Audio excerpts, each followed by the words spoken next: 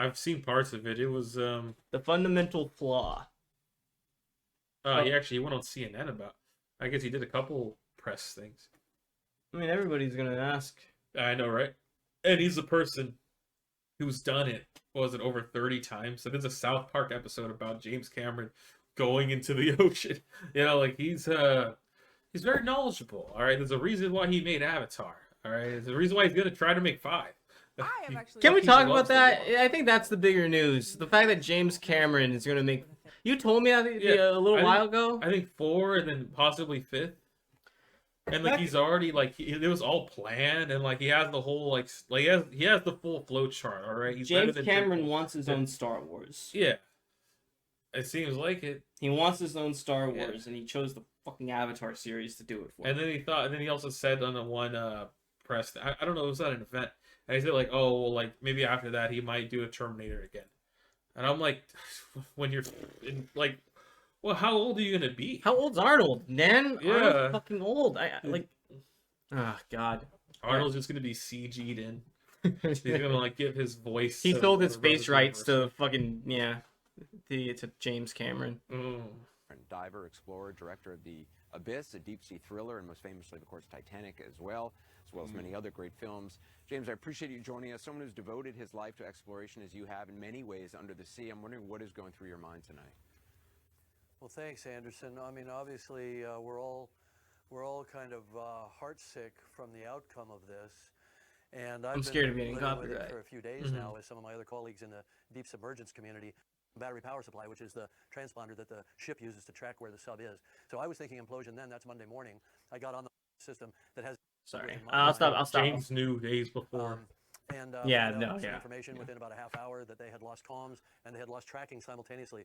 The only scenario that I could come up with in my mind that could account for that was an implosion, a shockwave event so powerful that it actually took out a secondary system that has its own pressure vessel and its own battery power supply, which is the transponder that the ship uses to track where the sub is. So basically, the moment we lost track of it, it was gone. Yeah, it was the only way they could have lost track is if they imploded. That is actually very shocking. Yeah, and it shows that somebody with a lot of knowledge. I mean, he knew. He was right on the button. Wow. So he was probably thinking like, oh, they died. These motherfuckers dead. So I was thinking implosion then. That's Monday morning. I got on the horn again with some other people, tracked down some intel that was probably of a military origin, although it could have been research, because there are hydrophones all over the Atlantic, and got confirmation that there was some kind of loud noise consistent with an implosion event. That seemed to me enough confirmation that I let all of my inner circle of people know that we had lost our comrades, and I encouraged everybody to raise a glass in their honor on Monday. Then I watched over the ensuing days this whole sort of everybody running around with their hair on fire search, knowing full well that it was futile, hoping against hope that I was wrong, but knowing in my bones that I wasn't. And so it certainly wasn't a surprise today. And I just feel terrible for the families that had to go through all these false hopes that kept getting dangled, as it played out. Literally, he could have saved, these governments or, research facilities money. All this effort to search over this billionaire. James Cameron knew his brain's too big. The Coast Guard basically said that Ocean Gate's not going to have to reimburse them for it. And while I understand why they don't, no one should have to pay to be rescued. But the problem is that we kind of do have to pay to be rescued. Yeah. Everybody's brought it up. For something so expensive as deep sea searching. Not even just that. It was several fucking military vessels. Yeah. Had to divert course to go and fucking search for this stupid sub. And would they have done that for anybody else? People were posting about how there was like a couple hundred, like 700 migrants in Greek waters. Yeah, and they flipped over, and it's not like anybody's searching for them. Like, they wouldn't do this for a regular person. They would do this for a billionaire. And, you look at Delaware and how they're trying to give corporations votes, like literal votes in a city in Delaware. It's not a surprise, It shows who they really care for. Couldn't have said it better myself. I just want to. You said it was on Monday that you learned of these listening devices under the water had picked up the sound of an implosion, or what was believed to be an implosion.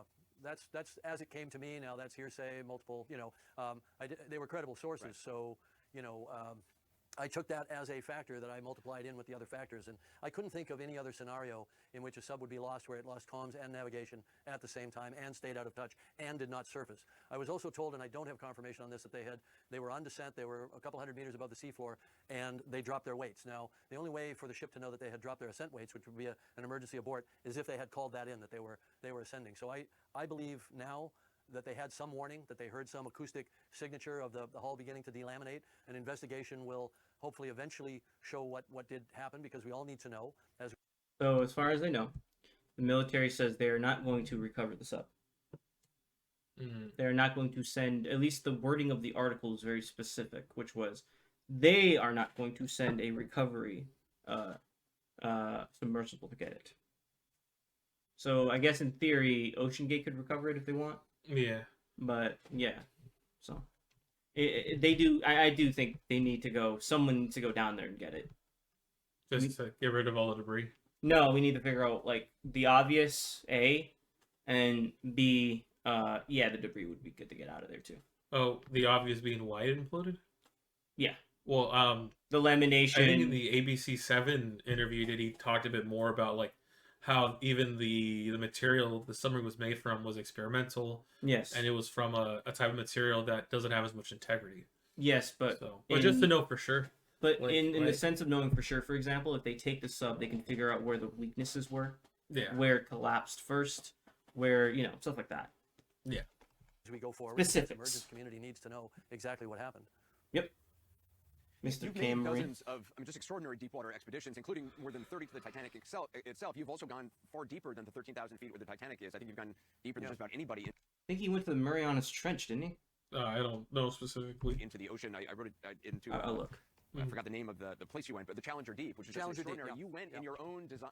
Yeah, you went in your own designed craft that's a submersible that was experimental and didn't go through the standard safety protocols. But the difference is you were not taking passengers on board. Would you ever have taken passengers on board a submersible? He's been down the Marianas Trench. Standard maritime safety protocols. No, not at all. I mean, my sub that I went to the Challenger Deep dove safely 3 times deeper than Titanic. We made multiple dives in that sub. Jesus, gamer mode. The guy is awesome. It was only contemplated that myself. Listen, can I be honest? I love space exploration. I do.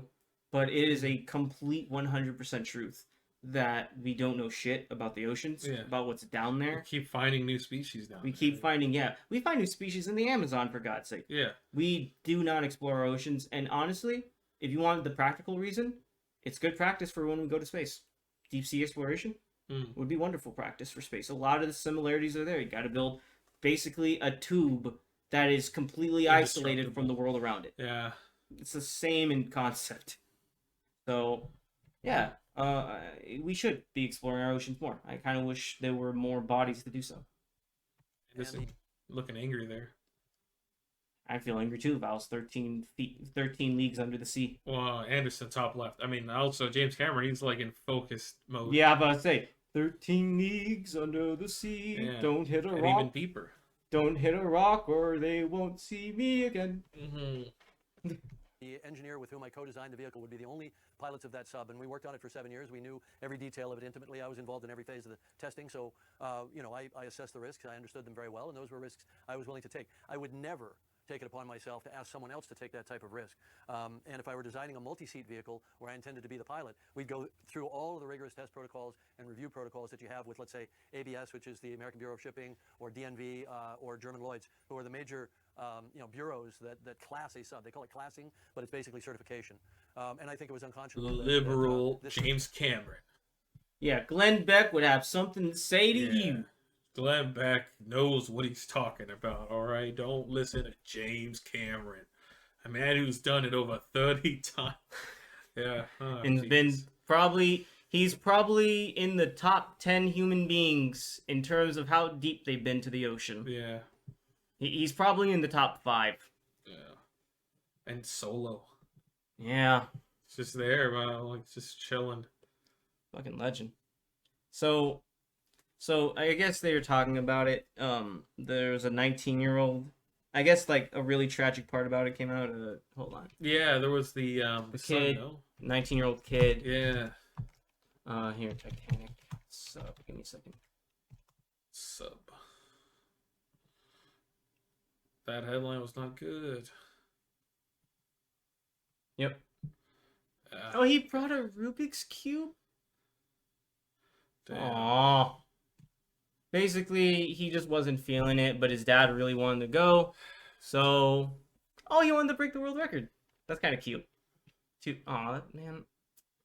Anyway, point is, it's really tragic because, did he fully understand what he was getting into? If I'm being honest, I hate to downplay an adult's decision, but like 19-year-olds are stupid. I was a 19-year-old 4 years ago. I was fucking stupid. It's the naivete. Yeah.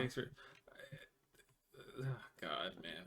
I'm just saying, like, as a 19-year-old, like, do you think you, like, maybe? Yeah, I mean, he's still an adult. It just sucks that it went down this route. He's a kid, though. Yeah, but he's still able to make contracts. Well, yeah, I know what you mean, but in terms of understanding the contract, the contract shouldn't even have been available. Like, why should you have been able to make the Ford Pinto submarine? Ford Pinto sub.